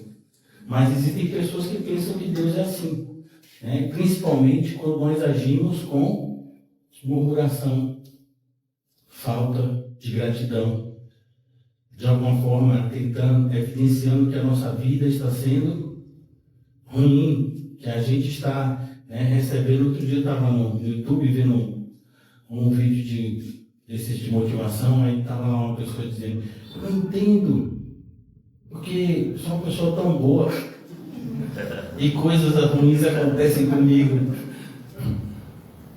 Sabe? É por isso que o cristão tem entendimento, irmão. Como é que você vai dizer que você é uma pessoa boa? Você não se conhece, não. Você não vale a comida que come, você não vale a cama que dorme. Você não vale o chão que pisa. Pai, pastor, que me grande. Estou falando para mim também. Que vale para vocês, vale para mim. Nós somos pessoas ruins. Nós somos a única parte da criação que se rebelou contra Deus.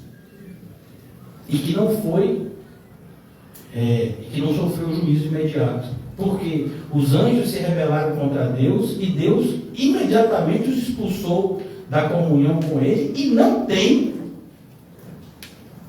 possibilidade de mudança. Agora, a nós foi apresentado um caminho de salvação, irmão. Então, como é que você vai dizer que um Deus desse não é maravilhoso, compassivo, amoroso? Né? Então, a palavra de Deus nos mostra essa face do Senhor que a gente ama. E repetindo a frase de Paulo, o amor de Cristo nos constrange, né?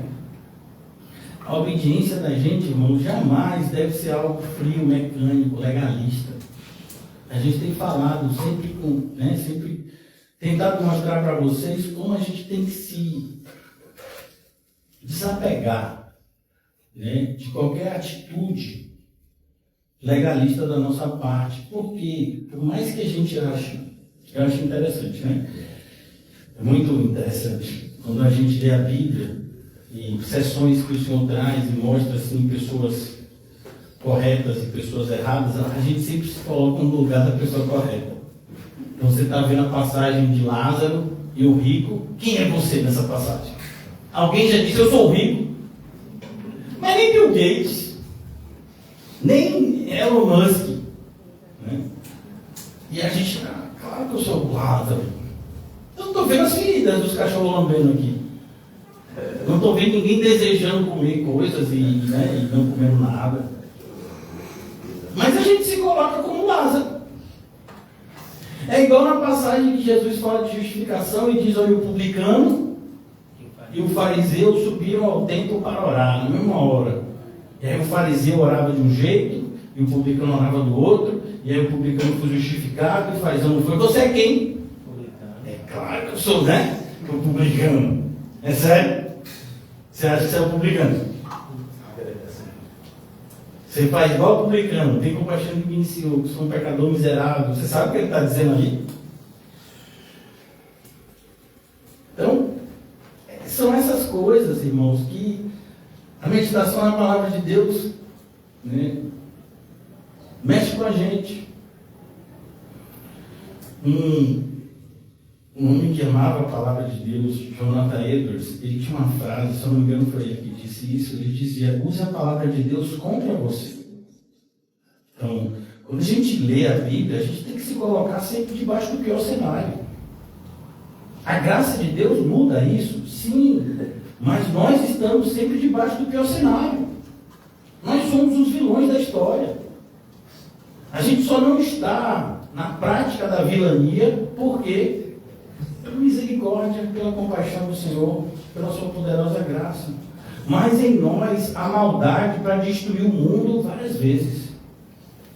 Então, por que isso é tão importante, irmãos? Porque só debaixo dessa compreensão correta é que nós podemos viver humildemente, como está escrito em Filipenses.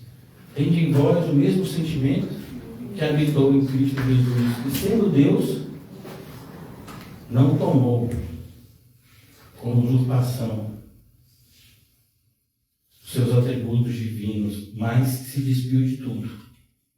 Então é assim que o cristão precisa ler a Bíblia, é assim que a gente vai se sentir amado.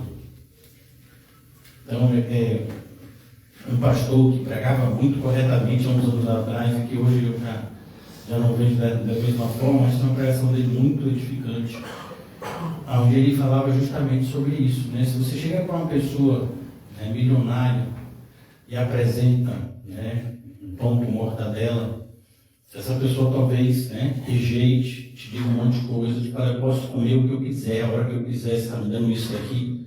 Mas se você chega para uma criança, né, que está dias sem comer, sem qualquer expectativa de alimento, e oferece o mesmo pão com mortadela, ela vai comer e vai te agradecer para o resto da vida. A gratidão, irmãos, ela é maior quando a gente percebe a nossa realidade desesperadora. Enquanto a gente não perceber o quão perverso nós somos, até onde vai a nossa maldade, a gente jamais vai conseguir ter a gratidão correta em relação ao que o Senhor fez. É por isso que o apóstolo Paulo fala, e a fala dele é tão deturpada, por pessoas que não têm conhecimento da gratidão correta. Paulo diz, aonde abundou o pecado, superabundou a graça. Ele não está dizendo para você pecar mais. Ele está dizendo para você ter uma compreensão maior do pecado que você já cometeu. A maioria das coisas que cometemos, irmãos, cometemos na nossa mente.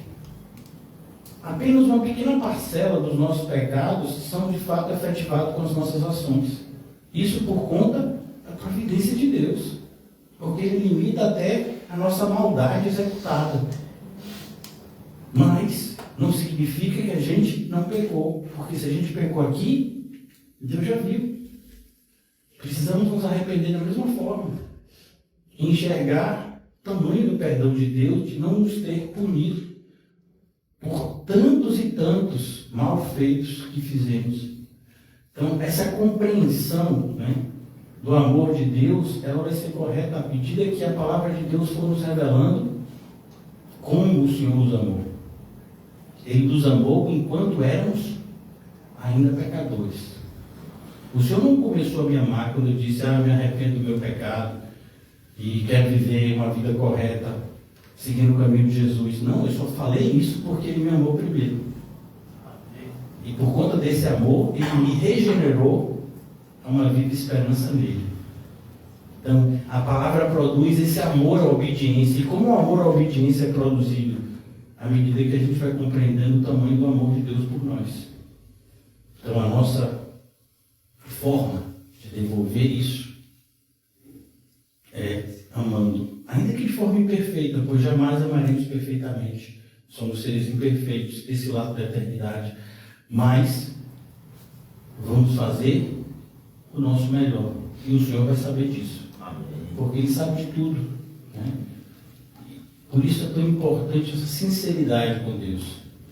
Jamais diga que você está fazendo o seu melhor quando você sabe que não está fazendo, irmão. Temos que ter, no mínimo, sinceridade. E reconhecer que podemos fazer muito mais, muito melhor. A verdadeira obediência, irmãos, só pode nascer de um coração que ama a Deus e reconhece os seus caminhos como bons. A nona parte desse salmo, já caminhando para a nossa conclusão, está no versículo 137. Versículo 137. Justo és, ó Senhor, e retos são os teus juízos. E aí você tem que ler esse salmo e você tem que compreender a profundidade do que está sendo dito aqui à luz de tudo que a gente vê nos noticiários todo dia. Estupro, assassinato, loucura, insanidade, desespero, desastres. O Senhor não deixa de ser justo.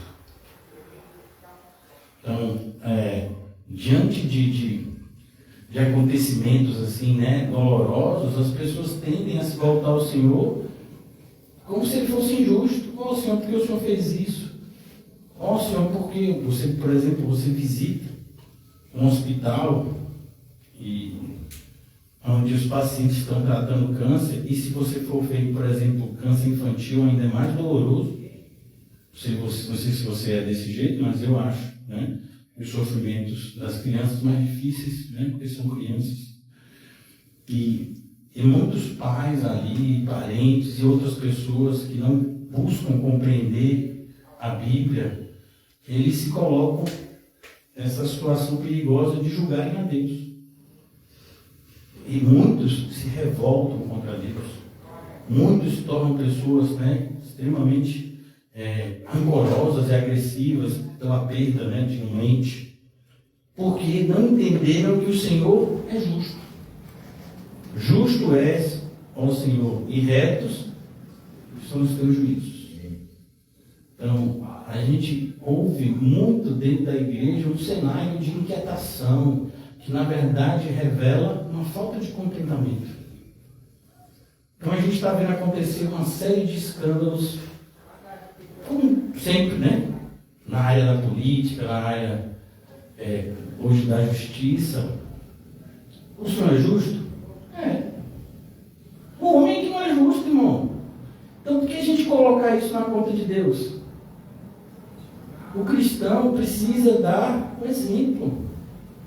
Então você só pode viver debaixo dessa afirmação aqui, se você vive em contentamento. Porque a justiça de Deus tem que produzir em nós o quê? Contentamento. Se o Senhor é bom, se o Senhor me ama, e tudo que Ele faz é justo, é correto, como eu posso achar ruim algo que o Senhor está fazendo? Eu é que não estou entendendo. Eu é que não estou enxergando até onde vai o plano de Deus.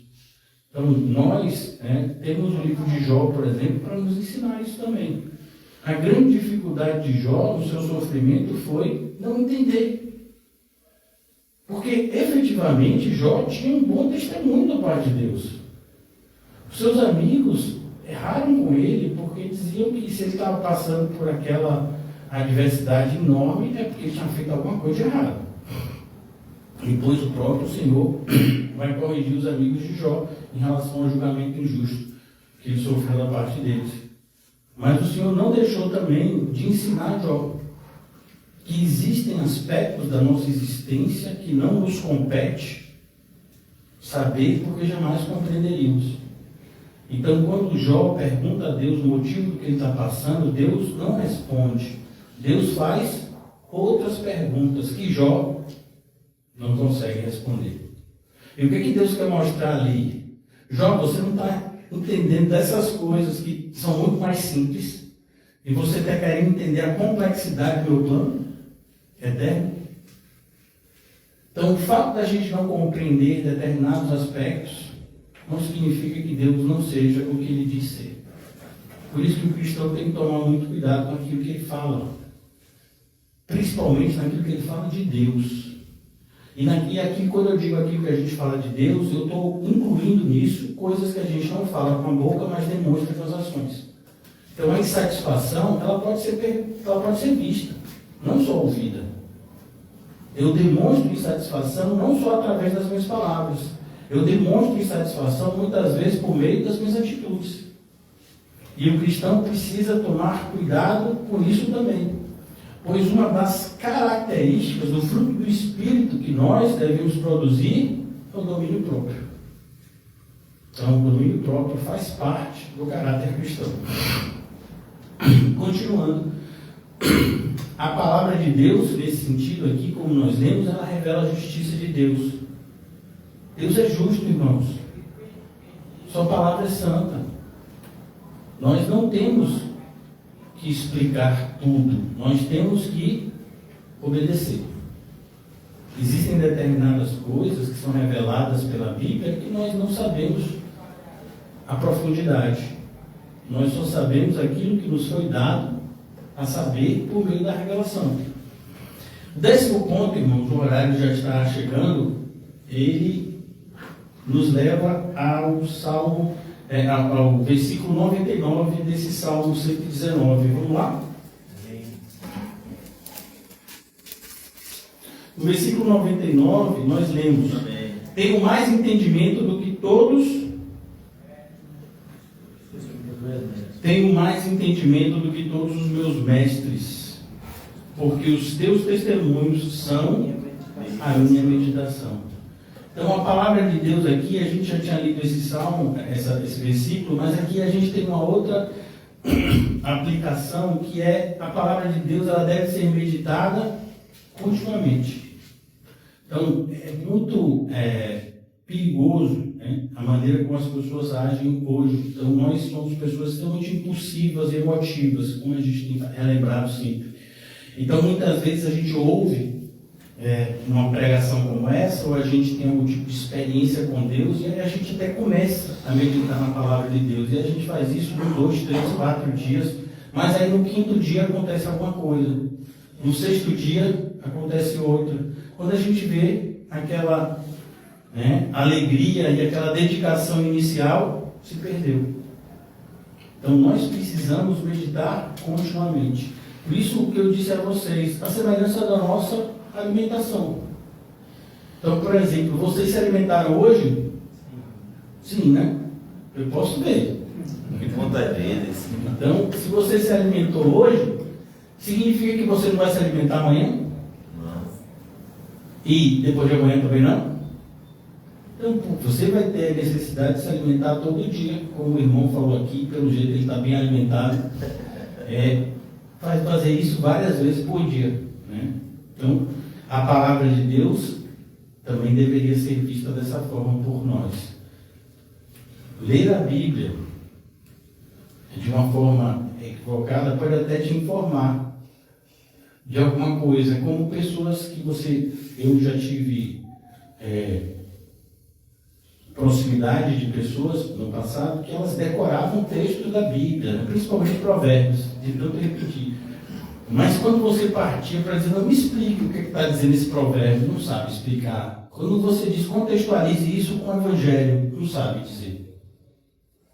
Por quê? Porque decorou. Decorar até papagaio decora e repete. Então, nós precisamos meditar na palavra de Deus. Não apenas obter informações, mas meditar nela para que a nossa vida de fato seja transformada.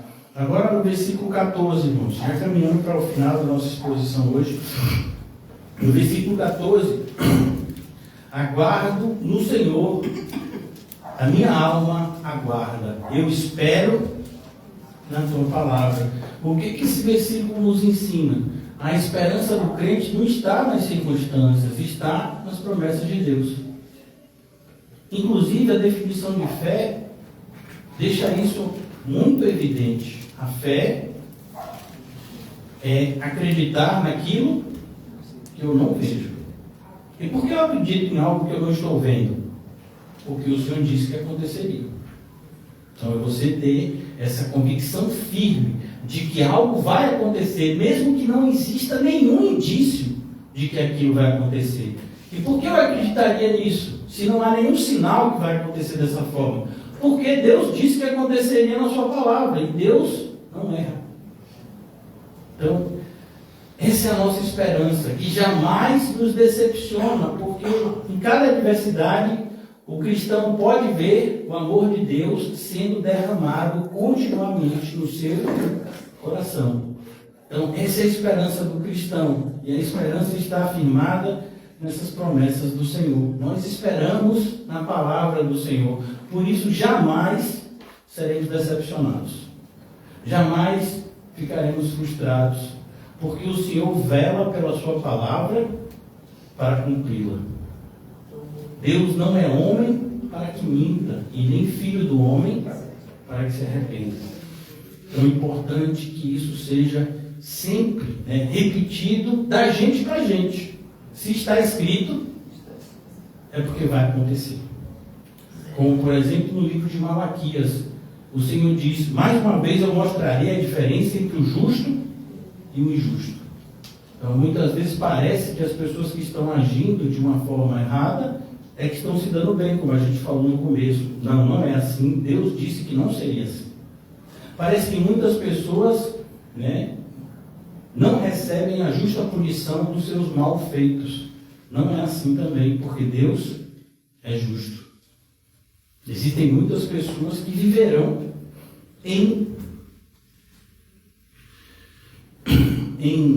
viverão uma vida desregrada até o último segundo. É o caso do rico. Deus não corrigiu aquele rico em vida. Pelo contrário, ele vivia regaladamente todos os dias. O juízo veio para ele somente depois da sua morte. Então, o fato da gente ver pessoas que vão, às vezes, para o túmulo, dizendo... Eu achei um absurdo. Muitas pessoas colocaram assim como algo bonito. Uma pessoa até tentou me convencer nesse sentido. Foi uma professora daqui do Brasil que enganou os médicos e aí foi para a Suíça, algum país da Europa, para poder cometer eutanásia, porque estava com alguma enfermidade que estava limitando ela. Vocês não souberam disso não? Aconteceu acho que mês passado, retrasado. Ela pediu uma carta dos seus médicos, dizendo que ela ia para um país lá na Europa, não sei se é Suíça, Suécia, não sei, algum país na Europa que a eutanásia ou o suicídio assistido é permitido, é pago, é permitido, é feito em clínicas. E os seus médicos deram achando que ela ia fazer algum tipo de tratamento inovador. Mas na verdade ela já tinha premeditado e ela escreveu uma carta, muita gente se emocionou. Você acha que essa senhora é da onde? Ela disse, mas eu vivi uma vida tão boa. Foram as palavras dela.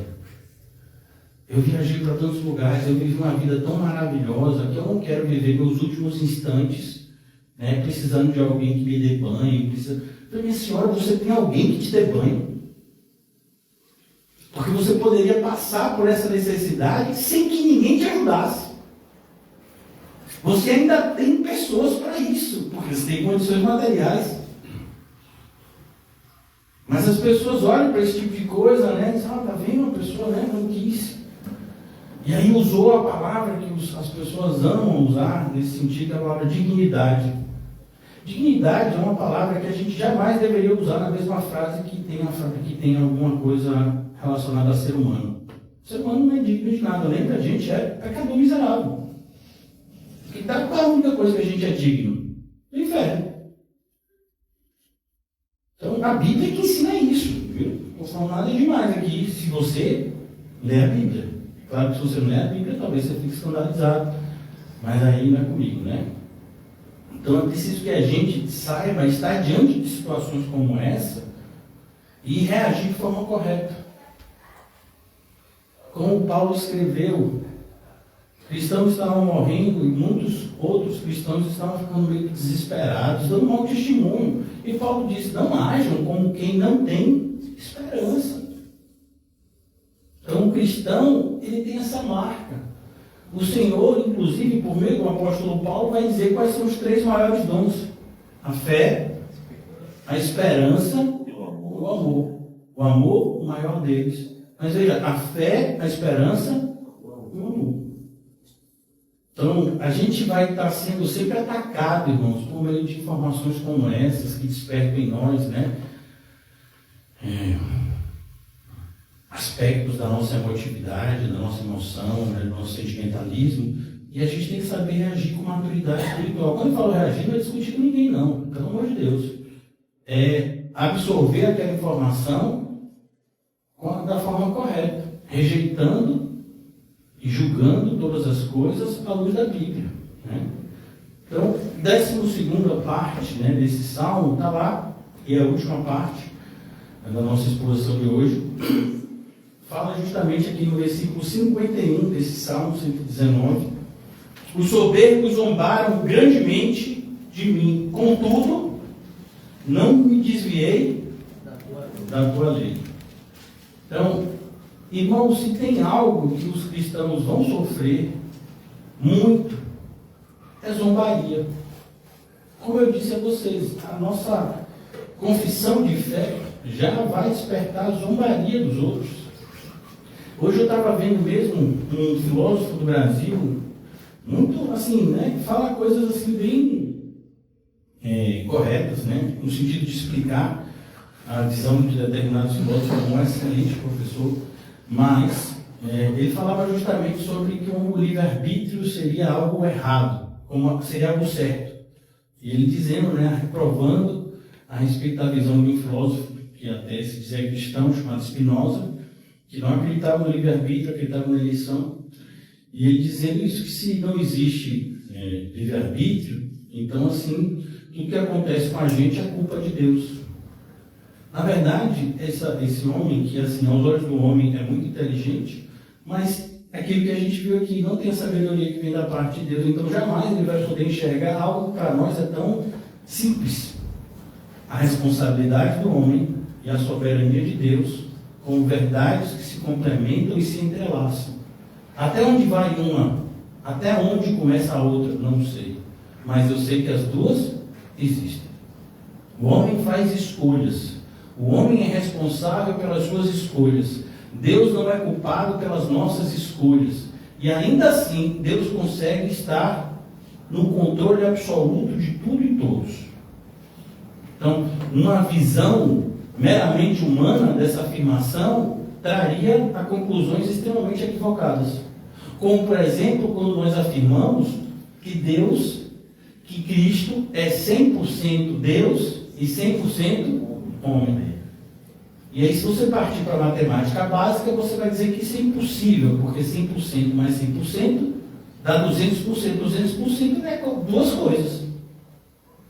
Então, para ser Uma pessoa tem que ser 50% de uma coisa e 50% de outra, formando uma pessoa. E Jesus? Não, Jesus não, ele é 100% Deus e 100% homem. Ah, mas aí está errado para você, que não é todo poderoso, que não é eterno, que não está no controle absoluto de tudo, pode até que está errado, mas para ele isso é bobagem, né? Então é isso que a gente precisa entender, e a palavra de Deus é que nos vai dar essa coragem e esse preparo para que a gente possa responder, né, ativamente, corretamente, diante das provocações que a gente vai receber todos os dias. Quando eu falo provocações, irmãos, mais uma vez, cuidado, não é responder no sentido de debater, é no sentido de não nos deixar atingir por essas provocações. Inclusive, quando a gente vê aqui, né, a zombaria, as pessoas sempre vão achar que você que perdoa é besta. Então, por exemplo, nós estamos sofrendo, né, a violência auditiva, mas ninguém falou nada. Outra pessoa que estava também, né, ouvindo de repente, foi lá e falou. Então, por quê? Porque a gente foi chamado a viver de uma vida segundo os ensinos do Senhor. Então, isso é que é ser bem-aventurado. As pessoas que não estão debaixo das ordenanças do Senhor, por mais que sejam aparentemente livres, elas são escravos da sua própria vontade. Elas são escravos dos seus maus hábitos. Elas são escravos da sua autossatisfação. Então é isso que a gente tem que pensar. E eu queria concluir hoje, irmãos, com algumas aplicações práticas. Eu não vou ler todas. Eu vou ler somente a primeira e a última que está aí na apostila de vocês. A primeira delas vai dizer: leia a palavra de Deus diariamente. É o que a gente já falou aqui várias vezes durante esse estudo. E ontem a gente falou, e hoje eu vou repetir: faça um planejamento de como você deve estudar a Bíblia. Isso vai te abençoar muito. Então, não leia a Bíblia por ler. A gente já viu aqui que não é bom ser feito dessa forma, mas planeje. É exatamente isso que significa ser prudente. E a prudência é elogiada pelo Senhor. Então, planeje como você vai meditar, estudar a palavra do Senhor, e faça isso diariamente. Não deixe de fazer. Ah, mas esse dia é muito corrido. Eu sei, então durma menos. Durma mais tarde, mas não se afaste nenhum dia da palavra do Senhor. Assim como nos é dito, né, que não devemos deixar o sol se pôr sobre a nossa ira, a mesma coisa é: não deixe que um dia passe sem que você medite na palavra do Senhor. Isso significa que você passou um dia inteiro sem ser alimentado. A última aplicação prática que está aqui, é que a gente vai concluir hoje: permaneça firme diante das oposições, sabendo que a palavra de Deus é mais segura que a opinião dos homens. Um dos grandes e talvez o maior desafio que a gente passa é justamente a oposição tão ferrenha e cada vez maior em relação aos princípios básicos da fé, a sua palavra. Então, se você vai para a escola, se você vai para a faculdade, se você vai para o trabalho, se você de repente está no seu seio familiar, você vai sentir a sua posição. Quando você defende um posicionamento, muitas vezes seu, você não está nem definindo o posicionamento de ninguém, mas você diz: eu não vou fazer isso porque isso é contrário àquilo que eu creio. Você vai, muito provavelmente, ser julgado pela opinião dos outros. Mas a gente não deve retroceder. Se nós sabemos que algo é correto, se nós sabemos que algo é correto, e por que sabemos? Porque a palavra de Deus revela, porque está escrito. Então a gente não retrocede. E nesse sentido nós temos, né, a frase, inclusive, de um puritano chamado John Knox: um homem com Deus é sempre maioria. Então não retroceda. Nós sofreremos perseguições, oposições, seremos tentados muitas vezes a retroceder, mas não devemos retroceder, porque o Espírito que habita em nós é mais poderoso do que aquele que age no mundo. Senhor, nós te agradecemos por essa noite. Mais uma vez vimos, Senhor, o teu mover sobrenatural. nos abençoando nesse estudo, nos protegendo, nos guardando. Obrigado, Senhor, por esse amor indizível que o Senhor demonstra diariamente por nós. Ó Pai, não nos deixa viver como ingratos, mas como disse o nosso irmão do passado, o Senhor que tem nos dado tantas coisas, nos dá em um coração agradecido, Senhor. Despede-nos em paz nessa noite e que a Tua mão graciosa esteja sempre sobre nós, nos guiando e guardando todos os dias, até que o Senhor nos receba contigo, para Ti mesmo, na glória eterna. Em nome de Jesus, amém e graças a Deus.